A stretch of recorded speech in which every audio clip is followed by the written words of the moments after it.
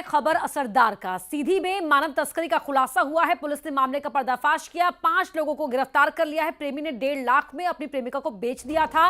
राजस्थान में 2 लोगों ने इस लड़की को खरीदा। सिटी पुलिस ने राजस्थान से लड़की को छुड़ा लिया है। बड़ी खबर आपको बता रहे हैं, सीधी में मानव तस्करी का खुलासा हुआ है और जो नकाब में आपको दिख रहे हैं ये सभी आरोपी हैं इस पूरे मामले के।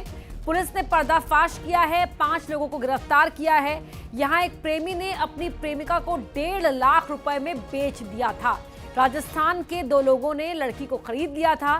सिटी पुलिस ने राजस्थान से लड़की को ढूंढ निकाला और इस तरह मानव तस्करी का खुलासा हुआ। पहले प्रेम के जाल में फंसाया लड़की को और उसके बाद राजस्थान में उसका सौदा कर दिया 1.5 लाख रुपए में। 5 लोग पकड़े गए हैं। राजस्थान के 2 लोगों ने लड़की को खरीदा और पुलिस ने राजस्थान से ही लड़की को ढूंढ निकाला। तो सीधी में मानव तस्करी का खुलासा हुआ है। इस पूरे मामले का पुलिस ने पर्दाफाश करते हुए 5 लोगों को गिरफ्तार कर लिया है। हरीश द्विवेदी हमारे सहयोगी सीधी से फोन लाइन पर जुड़ रहे हैं। हरीश, बताएं, लड़की और लड़के के बीच में कब से संबंध थे, किस तरह से पूरा मामला सामने आया? अपर्णा, जिस तरीके से ये पूरा वाकया निकलकर सामने है वाकई हैरान कर देने वाला है, क्योंकि नाबालिग युवती है जिसको एक गांव का ही युवक था वो प्रेम प्रसंग में पहले फंसाता है और उसे फंसाने के बाद कई दिनों तक अपने साथ रखता है। इसके साथ ही अपने रिश्तेदारी भी लेके जाता है, लड़की को वहां भी रखे रहता है और वहां से तमाम जो हवस का शिकार उसको बनाता है। तो तमाम जब उसकी शान शौकत तो उस पर अगर पूरी हो जाती है, उसके बाद उस लड़की को राजस्थान यानी कहा जा सकता है दूसरे राज्य में ले जाकर उसकी सौदेबाजी किया है और सौदेबाजी करके बेच दिया था। हालांकि जो बेचने की रकम निकलकर सामने आई वो 1.5 लाख रुपए की रकम थी कि 1.5 लाख रुपए में नाबालिग युवती को जो है तो बेचा था। हालांकि जिस युवती को बेचा था उससे प्रेम प्रसंग भी चल रहा था। इसके बावजूद भी उसने जो है तो निर्दयता दिखाई और जो एक प्रेमी और प्रेमिका का जो एक वो था उसका भी उसने शर्मसार किया है। हालांकि पूरे मामले में पुलिस ने कुल 5 आरोपियों को अभी गिरफ्तार कर लिया है। इस पूरे मामले में अभी 3 आरोपी और शामिल हैं जिनकी पुलिस पूछताछ और तलाश भी कर रही है कि आखिरकार इसमें और कैसे कैसे घटना हुई थी। लेकिन जिस तरीके से पूरा वाकया निकलकर सामने आया है, ऑपरेशन मुस्कान के तहत यह कार्यवाही की है। जी अपर्णा। जी, बहुत शुक्रिया हरीश आपका इस पूरी जानकारी के लिए। तो नाबालिग की लड़की जिसको पहले प्रेम के जाल में फंसाया युवक ने, उसके साथ संबंध बनाए और उसके बाद उसका सौदा कर दिया 1.5 लाख रुपए।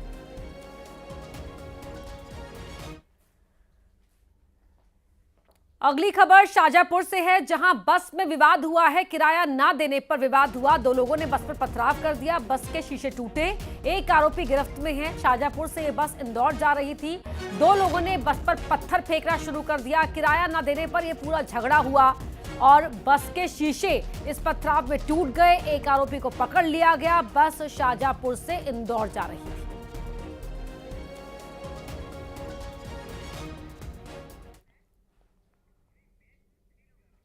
अग्निवीर की तर्ज पर मध्य प्रदेश में होगी वनवीर की भर्ती। हर साल 500 युवाओं को एमपी सरकार रोजगार देगी। उधर सरकार की इस योजना पर कांग्रेस सवाल खड़े कर रही है।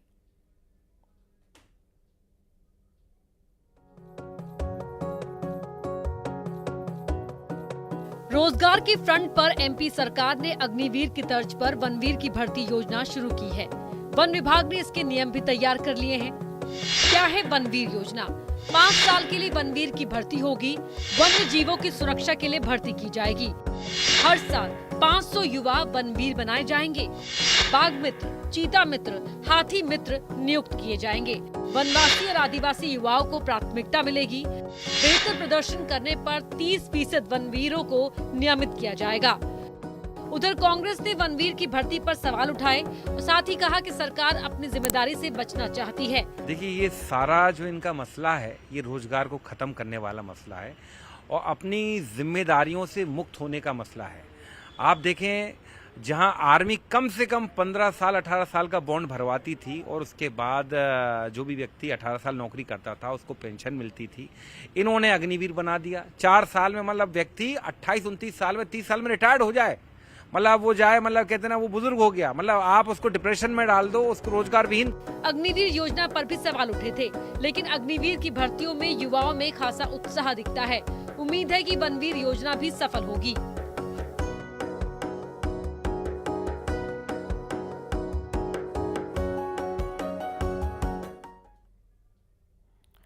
वहीं डिंडौरी के शहपुरा में एसडीएम निशा नापित शर्मा की मौत से पर्दा उठ गया है। हत्या के आरोप में एसडीएम के पति को पुलिस ने गिरफ्तार कर लिया है।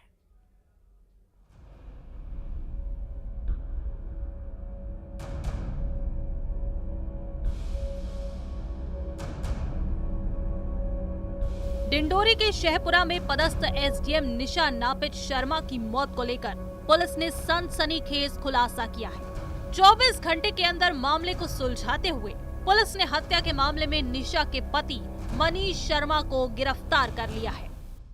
जो मनीष शर्मा जो ग्वालियर के निवासी हैं, इनसे 2020 में मंडला में गायत्री मंदिर से उन्होंने शादी की थी। बाद में उनका पारिवारिक जीवन बड़ा तनावपूर्ण रहा है और ये जो मनीष शर्मा उनको परेशान भी करता था और साथ में उनकी जो सर्विस बुक में है बैंक अकाउंट वगैरह में अपना नाम ही दर्ज कराना चाहता था। पुलिस के मुताबिक दोनों ने 4 साल पहले शादी की थी। शादी के बाद से मनीष ने पैसों की मांग शुरू कर दी थी। यही नहीं, वो बैंक और दूसरी जगहों पर खुद को नॉमिनी बनाने का दबाव बनाता था। रविवार को भी दोनों के बीच इस बात को लेकर बहस हुई और फिर मनीष ने तकिए से मुंह दबाकर एसडीएम को मौत की नींद सुला दी। चूँकि मैडम को उस पर अभी भरोसा भी नहीं था, इस कारण से वो डिनाइड करती रही। इन्हीं सब परिस्थितियों के कारण अभी कुछ दिन पहले ही व्यक्ति यहाँ पर आया था मैडम के आवास में। क्योंकि उनका पति है तो आना जाना उनका लगा रहता है। और बाद में फिर उसने किसी बात पे बहस होने के बाद उन्होंने तकिए से उनकी गला दबा के तकिया मुंह पे रख के उनके सांस रोक दी और जिससे उनकी मृत्यु हो गई। एसडीएम के पति ने साक्ष्य छुपाने के लिए कपड़े, बिस्तर की चादर और तकिए को वॉशिंग मशीन में धो डाला, लेकिन एफएसएल की मदद से पुलिस को हत्या के सबूत मिल ही गए। बाद में उसने जो भी तकिया है, बेडशीट है, अन्य जो भी कपड़े थे उसको वॉशिंग मशीन में धोकर साक्ष्य मिटाने का भरपूर प्रयास किया। लेकिन पुलिस ने, एफएसएल की टीम ने और एसपी साहब चूँकि खुद ही वहाँ पे पूरी सब चीज़ों को लीड करते रहे, तो ये सब चीज़ें वो नष्ट नहीं कर पाए और हमारे पास पर्याप्त एविडेंस है और पुलिस के द्वारा इसमें 302, 304 भी 201 का प्रकरण दर्ज करके विवेचना की जा रही है। एसडीएम निशा की उम्र करीब 50 साल थी और 4 साल पहले उन्होंने ग्वालियर के मनीष शर्मा से शादी की थी। लेकिन इस शादी का ऐसा अंत होगा, ये शायद ही किसी ने सोचा होगा। Bureau report, news 18 Madhya Pradesh, Chhattisgarh. Lok Sabha चुनाव से पहले देश की 56 राज्यसभा सीटों पर 27 फरवरी को चुनाव होना है, जिनमें से 5 सीटें मध्य प्रदेश की हैं, जिनमें से 4 सीटों पर बीजेपी तो 2 सीटों पर कांग्रेस का कब्जा है। लेकिन विधानसभा चुनाव में बीजेपी को मिली प्रचंड जीत ने कांग्रेस का समीकरण बिगाड़ दिया है, जिसकी वजह से कांग्रेस की राज्यसभा सीट पर जाने के आसार नजर आ रहे हैं।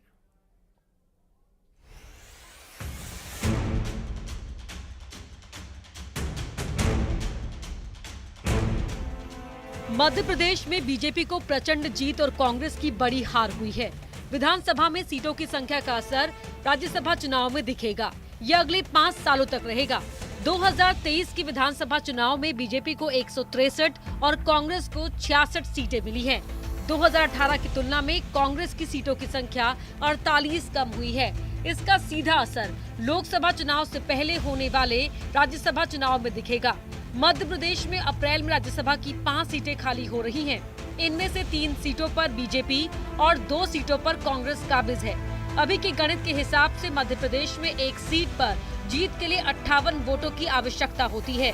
अभी सीटों की संख्या देखें तो बीजेपी के खाते में 2 सीटें पक्की हैं। तीसरी सीट के लिए 11 वोटों की जरूरत और पड़ेगी। वहीं कांग्रेस के खाते में 1 सीट जाती दिख रही है। राज्यसभा की सीटों की लड़ाई आसान नहीं है। इसे आप मार्च 2020 की स्थिति से समझ सकते हैं। 1. राज्यसभा सीट पर खींचतान की वजह से एमपी की राजनीति में भूचाल ला दिया था। साथ ही 15 महीने के अंदर कमलनाथ की सरकार गिर गई थी। मार्च 2020 के राज्यसभा चुनाव में 3 सीटें खाली हुई थी। 114 विधायकों वाली कांग्रेस 2 सीट आसानी से जीत सकती थी। 2 राज्यसभा की सीटों के लिए कांग्रेस को 2 वोट की आवश्यकता थी। वहीं कांग्रेस के दावेदारों को सेफ सीट की तलाश थी। यही चीज झगड़े में तब्दील हो गई। Congress party safe seat Digvijaya Singh को और दूसरी सीट ज्योतिरादित्य सिंधिया को दे रही थी। इसके बाद सिंधिया बीजेपी में शामिल हो गए। बीजेपी में आते ही पार्टी ने उन्हें राज्यसभा का टिकट दे दिया। उनका कार्यकाल अभी 2026 तक है। दरअसल मध्य प्रदेश में राज्यसभा की 11 सीटें हैं, 8 पर बीजेपी और 3 पर कांग्रेस का कब्जा है। इनमें से 5 सीटें अप्रैल में खाली हो रही हैं। इन सीटों पर अभी बीजेपी के धर्मेंद्र प्रधान, एल मुरुगन, कैलाश सोनी और अजय प्रताप सिंह हैं। वहीं कांग्रेस के राजमणि पटेल हैं। प्रधान और मुरुगन केंद्रीय मंत्री हैं। केएल मुरुगन एमपी से थावरचंद गहलोत की सीट पर चुने गए थे। अब उन्हें 2021 में केरल का राज्यपाल बना दिया गया। वहीं एमपी से बीजेपी के राज्यसभा सांसद ज्योतिरादित्य सिंधिया, सुमित्रा वाल्मीकि, कविता पाटीदार और सुमेर सिंह सोलंकी हैं। सुमेर सिंह सोलंकी का कार्यकाल 2026 तक है। वहीं कविता पाटीदार और सुमित्रा वाल्मीकि का कार्यकाल 2028 तक है। इसके साथ ही कांग्रेस पार्टी से राज्यसभा में विवेक तनखा, दिग्विजय सिंह और रणवीर पटेल हैं। पटेल का कार्यकाल अप्रैल 2024 में खाली हो रहा है। दिग्विजय सिंह का 2026 और विवेक तनखा का 2028 में खाली होगा। 27 फरवरी को होने वाले चुनाव में विधानसभा के नतीजों का साफ असर दिखेगा।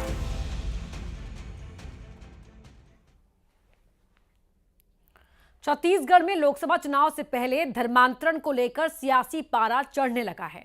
कांग्रेस ने साय सरकार से इस मामले में श्वेत पत्र लाने की मांग की है, तो वहीं बीजेपी ने कांग्रेस पर किया है पलटवार। ये रिपोर्ट देखिए। कांग्रेस ने बीजेपी को धर्मांतरण पर श्वेत पत्र लाने की चुनौती दी है। कांग्रेस संचार विभाग के अध्यक्ष सुशील आनंद शुक्ला ने कहा कि छत्तीसगढ़ में धर्मांतरण को लेकर श्वेत पत्र जारी करें। ये बताएं कि बीजेपी के शासनकाल में कितने चर्च बने और धर्मांतरण हुए। साथ ही ये भी बताएं कि कांग्रेस शासनकाल में कितने चर्च बने और कितने धर्मांतरण हुए। देश में भारतीय जनता पार्टी की सरकार है, प्रदेश में भी भारतीय जनता पार्टी की सरकार है। कांग्रेस पार्टी मुख्यमंत्री श्री विष्णुदेव साय को चुनौती देती है कि वह धर्मांतरण को लेके, विशेष तौर पर छत्तीसगढ़ में धर्मांतरण को लेके श्वेत पत्र जारी करें कि भारतीय जनता पार्टी की रमन सरकार में कितने चर्च बने थे और कांग्रेस की भूपेश सरकार के दौरान कितने चर्च बने थे। स्थितियां स्पष्ट हो जाएंगी। भारतीय जनता पार्टी की जब जब प्रदेश में सरकार रहती है या देश में सरकार रहती है, वह स्वयं धर्मांतरण को बढ़ावा देती है ताकि इस मुद्दे पर बयानबाजी करके मतों का ध्रुवीकरण कर सके। भारतीय जनता पार्टी को हिंदुत्व से, सनातन से कोई मतलब नहीं है। वो अपनी राजनीति करने के उद्देश्य से इस प्रकार की चीज़ों को प्रसारित करती है। छत्तीसगढ़ में भी जो धर्मांतरण की बातें हैं उसके पीछे भारतीय जनता पार्टी है। नहीं तो श्वेत पत्र जारी करके बताएं कि प्रदेश में कितने चर्च रमन के 15 साल के कार्यकाल में बने थे, उसके पहले कितने चर्च थे और हमारी सरकार के 5 साल में कितने चर्च बने। इधर शिक्षा मंत्री बृजमोहन अग्रवाल ने कांग्रेस पर पलटवार करते हुए कहा कि कांग्रेस की सरकार ने धर्मांतरण को लेकर 5 सालों में जो काम किया है, धर्मांतरण को लेकर कितनी शिकायतें हैं, कितने मामलों में कार्रवाई की गई, ये कांग्रेस बताने को तैयार नहीं। कांग्रेस अपनी गलती छिपाने के लिए बीजेपी पर आरोप लगा रही है। पूरे प्रदेश में धर्मांतरण को लेकर कितनी शिकायतें हैं और कितनी शिकायतों पर कार्रवाई की, जरा कांग्रेस को बताना चाहिए। कांग्रेस तो बताने को तैयार नहीं है। मुझे रायपुर की ही मालूम है कि कितनी शिकायतें हुई हैं, तो उन शिकायतों को कांग्रेस को बताना चाहिए और कांग्रेस अपनी गलतियों को छुपाने के लिए हमसे बोलती है। वहीं बीजेपी नेता केदार गुप्ता ने कहा कि कांग्रेस शासनकाल में मुख्यमंत्री भूपेश बघेल को सुकमा के आईपीएस अधिकारी ने पत्र लिखा था और आदिवासियों पर दबाव डालकर धर्मांतरण कराए जाने की बात कही थी। फिर भी तत्कालीन कांग्रेस सरकार ने इसे रोकने की कोई कोशिश नहीं की। कांग्रेस पार्टी धर्मांतरण के मामले में श्वेत पत्र की बात करती है। क्या जब मुख्यमंत्री भूपेश बघेल जी थे तब सुकमा के आईपीएस अधिकारी एसपी ने पत्र लिखा था कि धर्मांतरण एक चिंता का विषय है और आदिवासी भाइयों को धर्मांतरित किया जा रहा है प्रलोभन देकर और दबाव पूर्वक? क्या वो पत्र इन्हें याद नहीं है? भारतीय जनता पार्टी धर्मांतरण के मामले में सख्त है और निश्चित रूप से आदिवासी भाइयों की संस्कृति, छत्तीसगढ़ की संस्कृति को बचाने के लिए धर्मांतरण को हम सबको मिलकर रोकना होगा। इससे पहले सीएम विष्णुदेव साय ने धर्मांतरण को लेकर कहा था कि हेल्थ एजुकेशन की आड़ में धर्मांतरण का खेल मिशनरी खेल रही हैं। ये सब रुकेगा तो हिंदुत्व को ताकत मिलेगी। Bureau report, news 18 Madhya Pradesh, Chhattisgarh.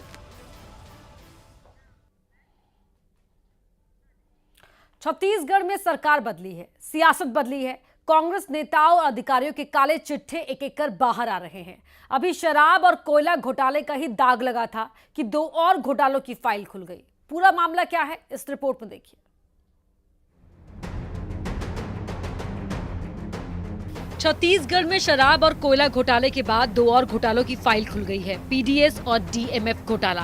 Congress नेताओं और अधिकारियों की मुसीबत बढ़ गई है। एक एक मामले खुल रहे हैं। कांग्रेस सरकार में हुए घोटाले पर ईओडब्ल्यू एसीबी में 4 अलग अलग केस दर्ज किए गए।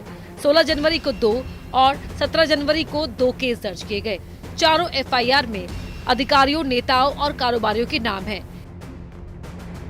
डीएमएफ घोटाले में कोरबा के पूर्व कलेक्टर आईएएस रानू साहू सहित 10 कारोबारियों के नाम एफआईआर में हैं। इसके अलावा संजय शेंडे, अशोक अग्रवाल, मुकेश अग्रवाल, ऋषभ सोनी, पीयूष सोनी, मनोज द्विवेदी, रवि शर्मा और अन्य लोगों को इस मामले में आरोपी बनाया गया है।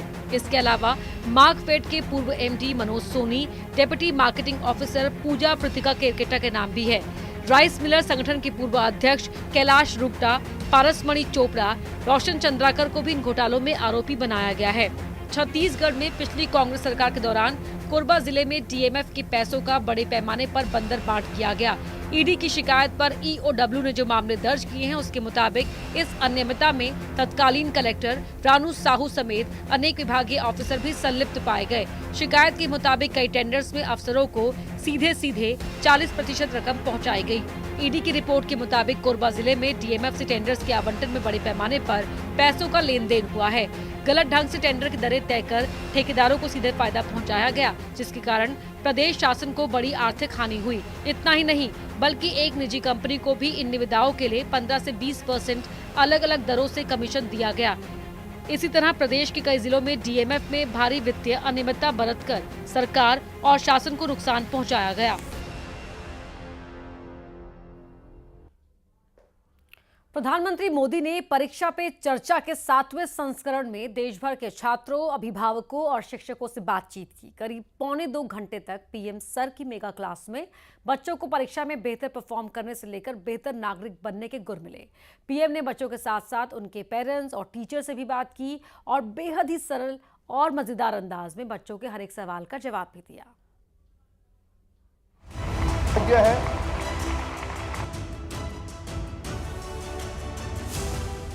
पीएम मोदी ने परीक्षा पे चर्चा के 7वें संस्करण में देश भर के छात्रों, अभिभावकों और शिक्षकों से बातचीत की। करीब 1.25 घंटे तक पीएम सर की मेगा क्लास में बच्चों को परीक्षा में बेहतर प्रदर्शन से लेकर बेहतर नागरिक बनने के गुर मिले। पीएम मोदी ने बच्चों के साथ साथ उनके माता पिता और शिक्षकों से बात की। पीएम मोदी ने कहा, 7 साल में 7 अलग अलग बैचेस इस परीक्षा से गुजरे हैं। हर नए बैच को इन्हीं समस्याओं का सामना करना पड़ता है। अब विद्यार्थियों की बैच तो बदलती है, लेकिन टीचर की बैच जल्दी बदलती नहीं है। अगर टीचर्स ने इन अब तक जितने मेरे एपिसोड हुए हैं उसमें मैंने इन बातों का जो वर्णन किया है, अगर उसका कुछ न कुछ उन्होंने अपने स्कूल में एड्रेस किया हो तो शायद हम इस समस्या को धीरे धीरे कम कर सकते हैं। पीएम मोदी ने कहा कि अपने दोस्त से आपको किस बात की स्पर्धा है। अगर वो 100 मार्क्स में से 90 नंबर ले आया तो अपने हिस्से की लाया है। आपके लिए भी 100 मार्क्स का एग्जाम है। तो आपको उससे स्पर्धा नहीं करनी है, खुद से करनी है। खुद से करनी है कि वो 100 में से 90 लाया, मैं 100 में से कितना लाऊं। उससे द्वेष करने की जरूरत ही नहीं है। एक्चुअली तो वो आपके लिए इंस्पिरेशन बन सकता है। पीएम मोदी ने टीचर से पूछा, क्या कभी किसी स्टूडेंट ने आपको फोन किया है?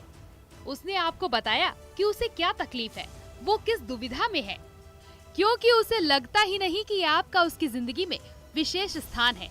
उसे लगता है कि उसका आपसे नाता सिर्फ सब्जेक्ट तक ही सीमित है। जिस दिन आप सिलेबस से आगे निकल करके उससे नाता जोड़ोगे तो वो अपनी छोटी मोटी दिक्कतों के समय भी जरूर आपसे अपने मन की बात करेगा। अगर ये नाता है तो एग्जाम के समय तनाव की स्थिति पैदा होने की संभावना ही खत्म हो जाएगी। पीएम मोदी ने माता पिता और बच्चों के बीच भरोसे की बात भी कही। पीएम मोदी ने पूछा, ऐसा क्यों होता है कि हम परिवार में विश्वास की कमी महसूस करते हैं? ट्रस्ट डेफिसिट अचानक नहीं होती है, एक लंबे कालखंड से गुजर कर निकलती है। इसीलिए हर पेरेंट्स को, हर टीचर को सावधान रहना चाहिए। क्या आप जो कहते हैं उसको सचमुच में पालन करते हैं क्या? अगर आप पालन करते हैं तो मैं नहीं मानता हूं कि पेरेंट्स को या टीचर्स को इस प्रकार की ट्रस्ट डेफिसिट की स्थिति पैदा होगी, आपके प्रति अविश्वास का कारण बनेगा। पीएम मोदी ने बेहद सरल और मजेदार अंदाज में बच्चों के हर सवाल का जवाब दिया। कैसे बोर्ड परीक्षा की तैयारी की जाए, टाइम मैनेजमेंट कैसे हो, मोबाइल के दुष्प्रभाव से कैसे बचा जाए, इन सभी सवालों का जवाब पीएम मोदी ने दिया। Bureau report, news 18।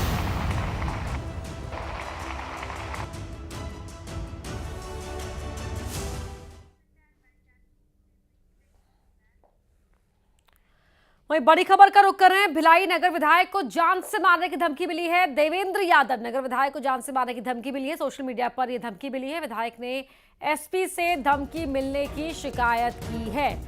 ये बड़ी खबर आपको बता रहे हैं। देवेंद्र यादव ने शिकायत की है कि सोशल मीडिया पर उन्हें जान से मारने की धमकी दी गई। एसपी से शिकायत की है विधायक ने। विधायक देवेंद्र यादव नाम है और सोशल मीडिया पर उन्हें ये धमकी मिली है। इसकी शिकायत उन्होंने एसपी से की। कहा कि सोशल मीडिया पर जान से मारने की उन्हें धमकी दी जा रही है।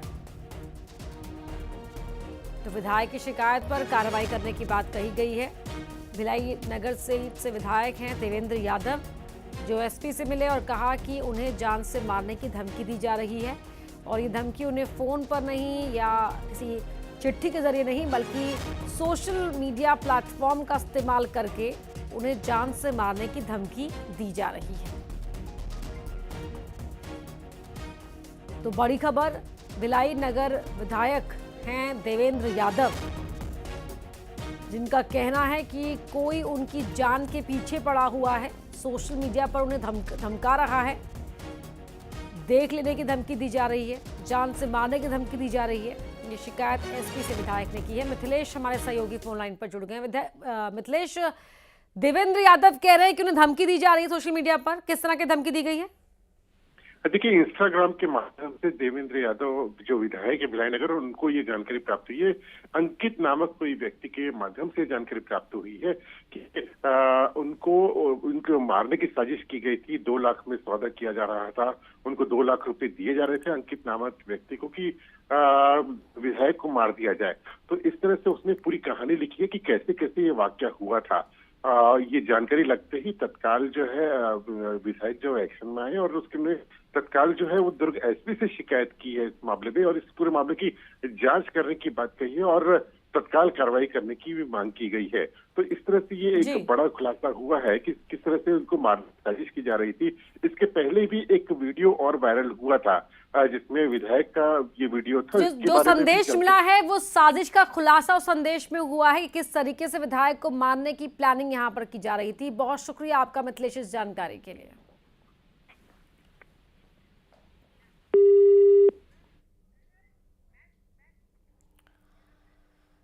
तो इसी के साथ खबर सरदार में फिलहाल मेरे साथ इतना ही। खबरें लगातार जारी हैं, जुड़े रहिए।